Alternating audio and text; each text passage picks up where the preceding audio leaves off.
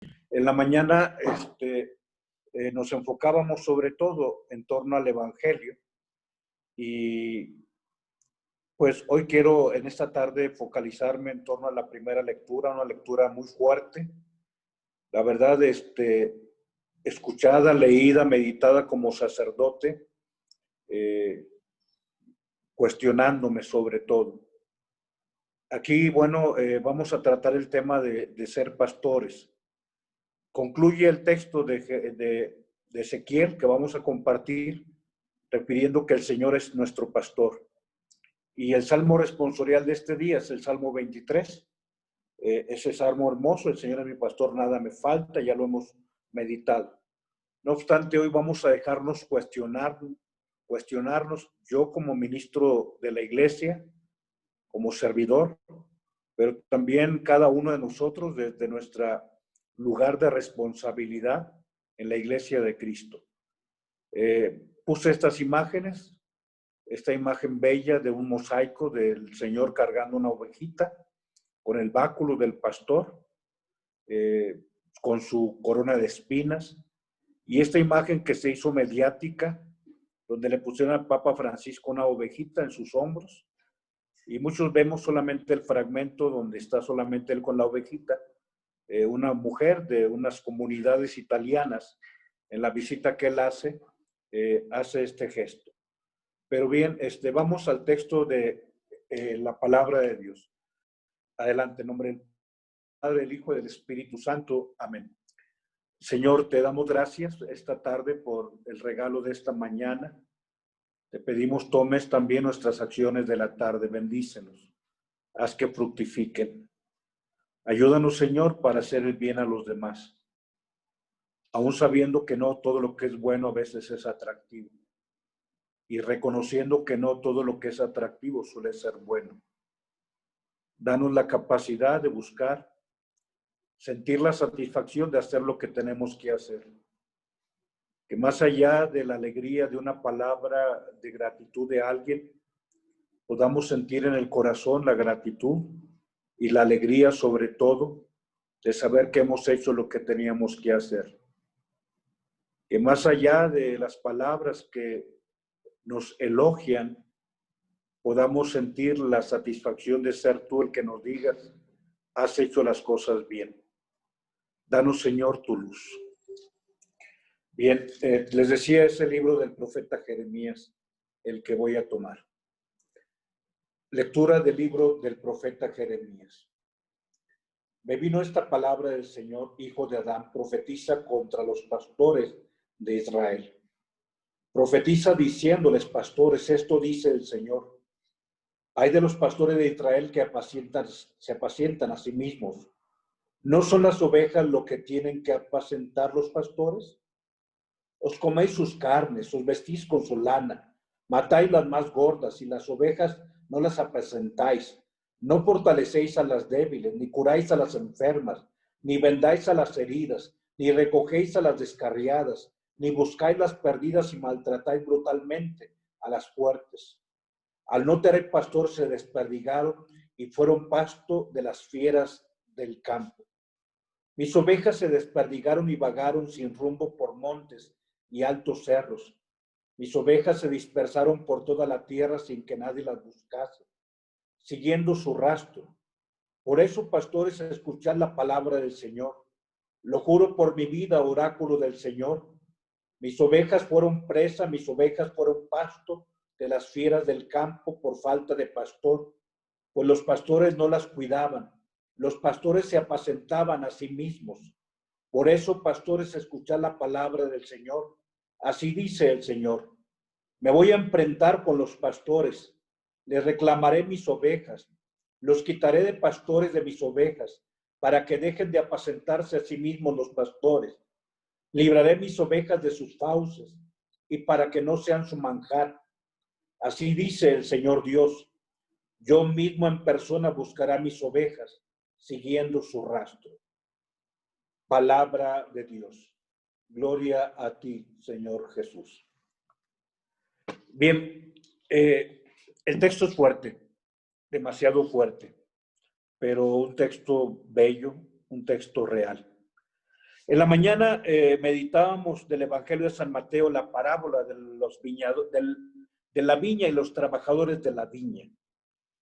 Ya hablábamos de ese texto hermoso donde el Señor es el Dios de las oportunidades, donde no importa que alguien haya trabajado de las 6 de la mañana o alguien haya trabajado, llegado a trabajar hasta las 5 de la tarde, el Señor es benévolo, el Señor es bueno con todos.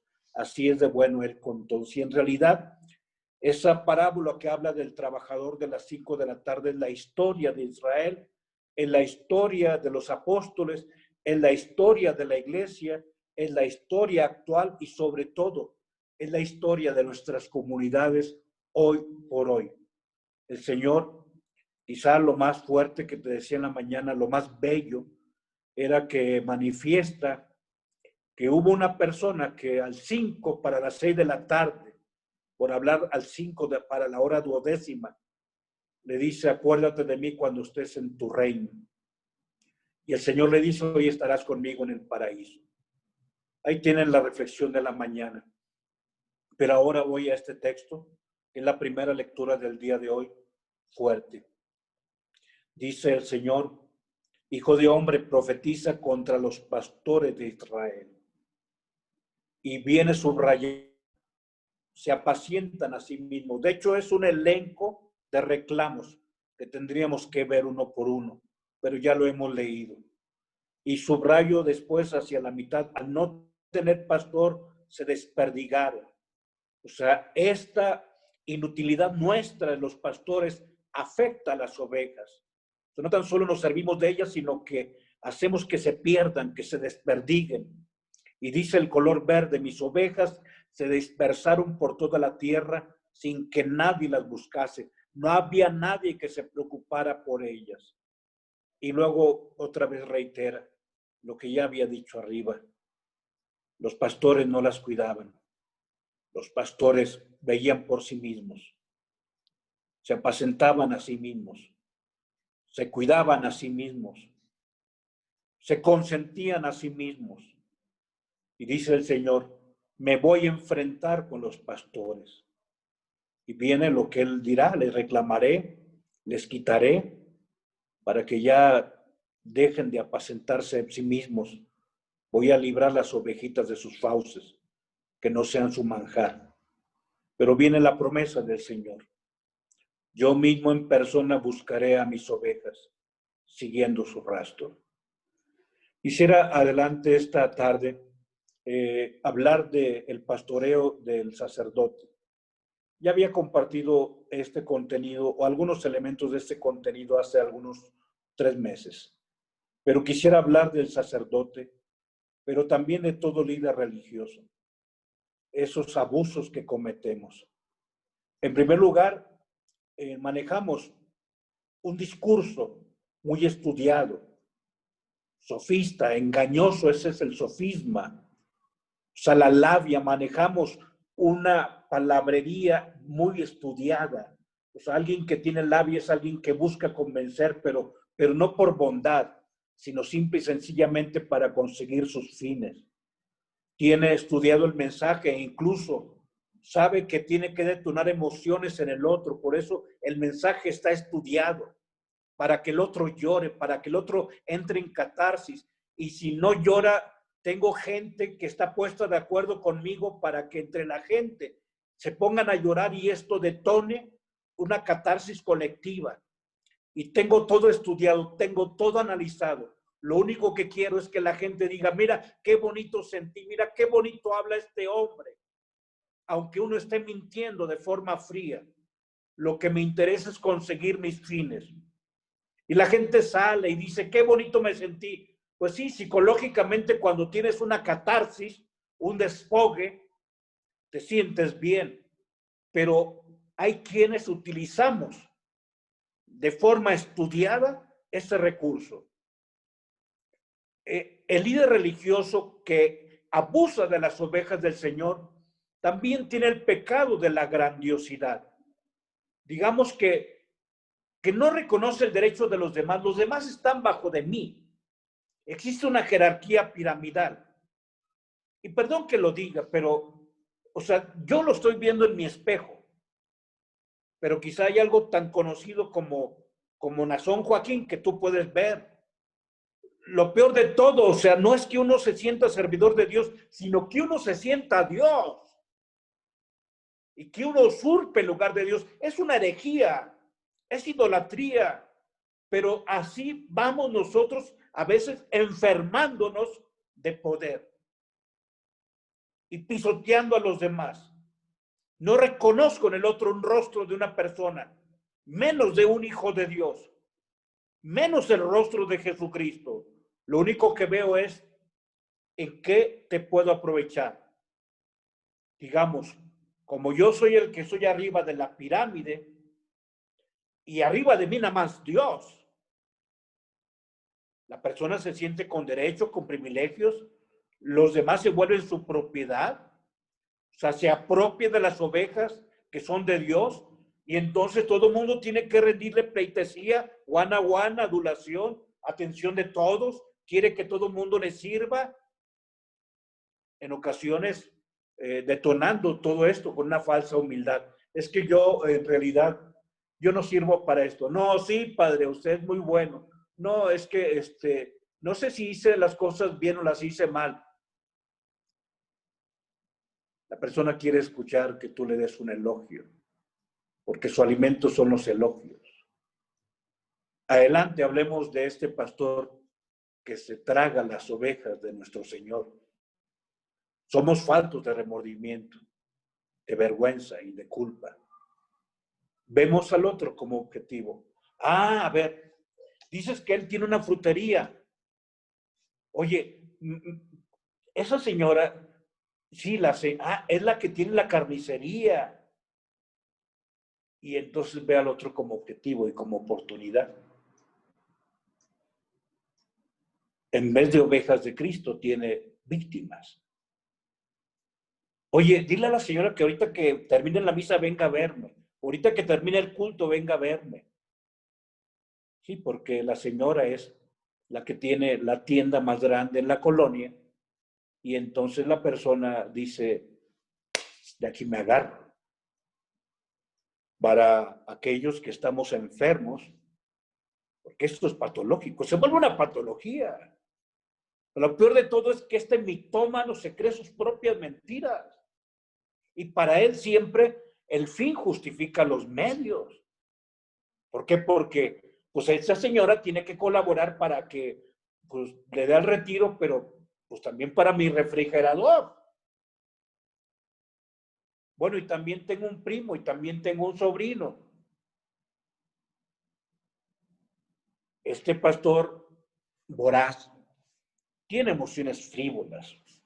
Y a veces uno aparenta ternura, hermanita bonita, ¡ay, cómo está preciosa! ¡Ay, mi vida! ¡Ay, qué gusto que esté usted aquí! Oiga, felicidades, se le ve hasta una aureola en la cabeza, se le ve en serio, casi tiene plumas de ángel y se le están cayendo las plumitas de las alas que tiene.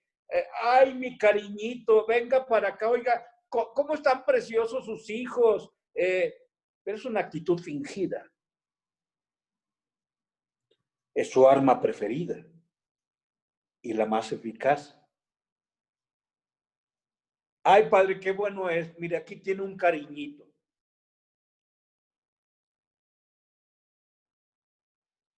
Lo estoy mirándome en el espejo. Hacemos caer a las víctimas, a nuestros propósitos y a nuestros planes personales. Lo peor de todo es que lo que predicamos es mentira. Adelante.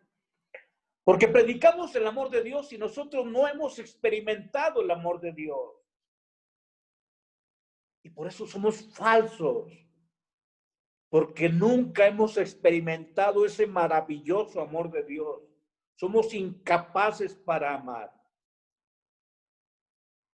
Por eso la persona siempre va a querer aparecer ante los demás como perfecto, la necesidad de simulación.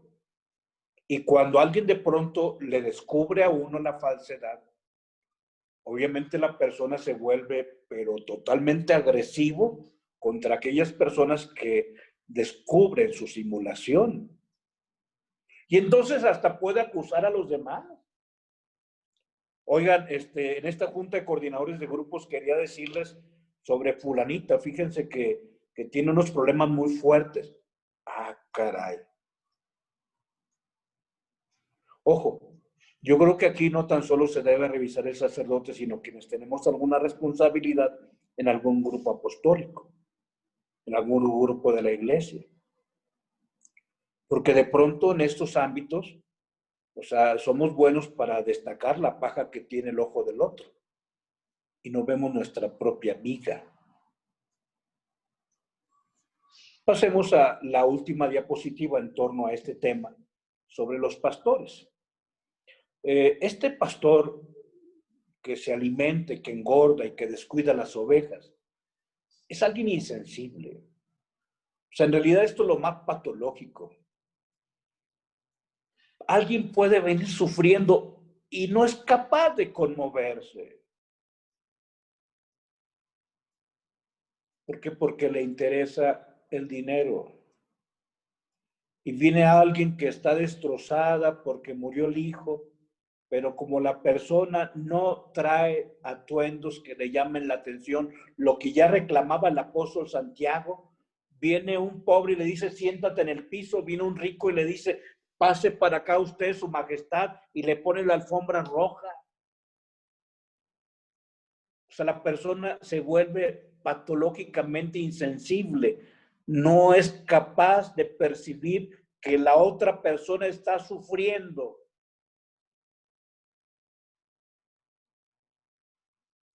Y finalmente es alguien pobre, que tiene pobre control de conductas. Es decir, la persona explota, es irascible. Y esto ha sucedido porque todos hemos entrado en la misma trama. O sea, de pronto existe un monopolio de decisiones en el párroco. No existe un colegio, no existe un consejo. Existe un todopoderoso, uno que todo lo sabe. Y que todos tenemos que estar felices porque fuimos los más afortunados, los ganones, o sea, los suertudotes, porque Padre te mandaron a ti como párroco para nosotros. Y esto sigue alimentando el ego. Y que el ego haga que el pastor no tenga fronteras para sus conductas. Digo, el texto es directo, el texto de Isaías, de Ezequiel, capítulo 34, es bastante directo y muy claro. Pero vamos ahora a pasar al otro ángulo de nuestra reflexión, el pastoreo de los papás. Y aquí distingo entre un padre bueno y un buen padre. Padres buenos hay muchos, buenos padres hay muy pocos. Y es que en realidad yo creo que no hay nada más difícil que ser un buen padre. En cambio, no es difícil ser un padre bueno. Padre, es juego de palabras. No, no es juego de palabras. Un corazón blando que no quiere complicarse es suficiente para que alguien sea un padre bueno. En cambio, para que alguien sea un buen padre, necesita voluntad fuerte y cabeza clara, con ideas claras y distintas, para no equivocarse. Un padre bueno quiere sin pensar, simplemente es meloso. Beso y abrazo y todo sí, jajaja, jajaja, pero no piensa si lo que está dando es bueno. El buen padre piensa para querer. O sea, piensa para dar la palabra de elogio, pero también piensa antes de decir una palabra que corrija al otro. O sea, piensa para querer. El padre bueno solo sabe decir que sí, porque el padre bueno se maneja por el populómetro. Y cuando tú dices que sí a todo, eres el mejor papá del mundo. ¿En verdad lo soy? En cambio, el buen padre dice que sí cuando es sí y no cuando es no, como dice el Señor.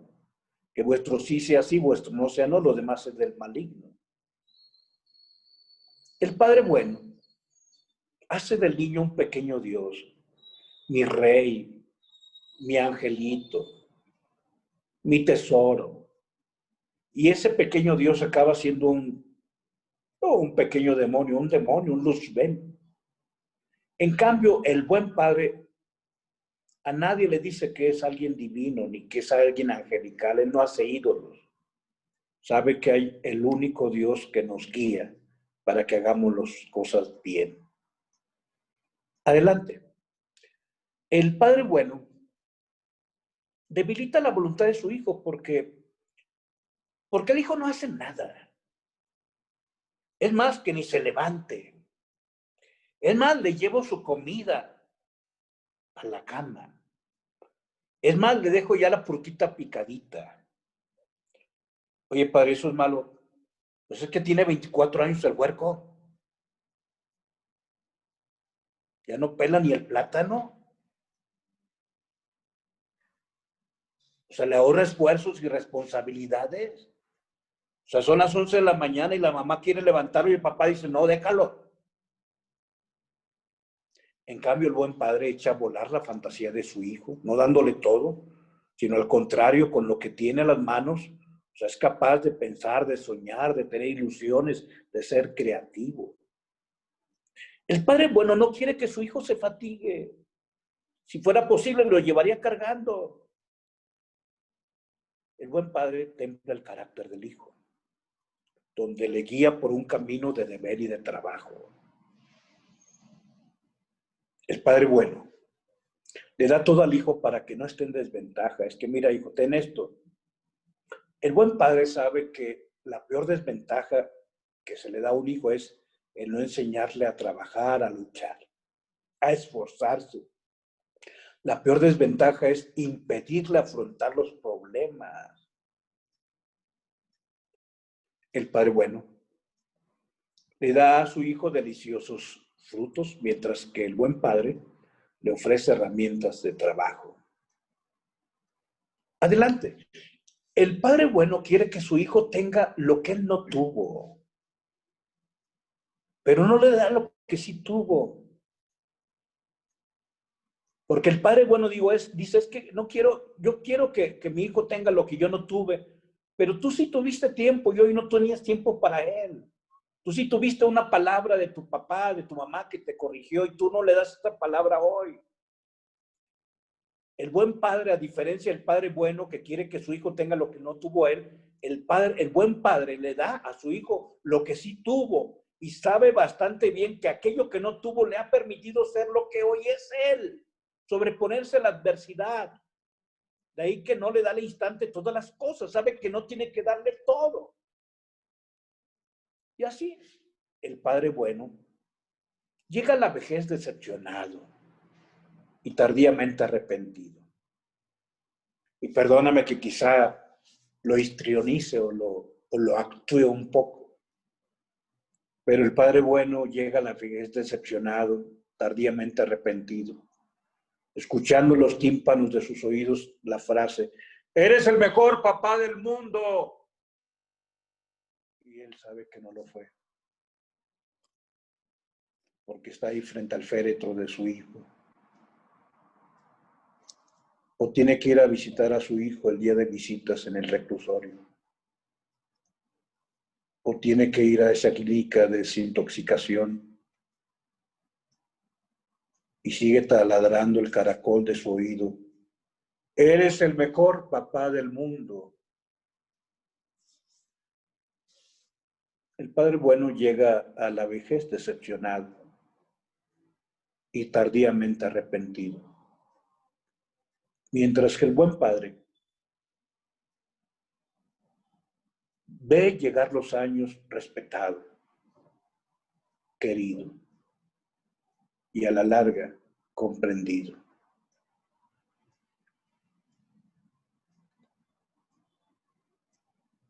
Dice el Señor que él mismo apacentará a su rebaño. Y así es Jesús, más allá de ser un pastor bueno, es el buen pastor.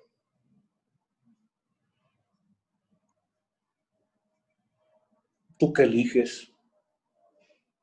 ¿Qué es lo que haces?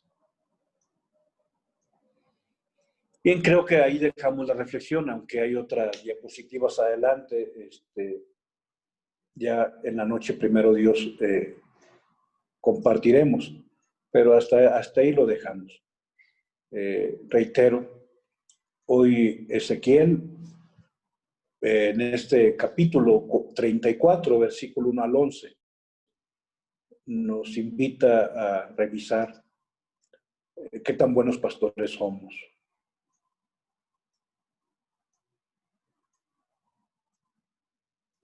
Y lo hace y lo debe revisar el sacerdote, ya lo ha hecho, y habrá más cosas que a lo mejor no dije, pero también el padre de familia.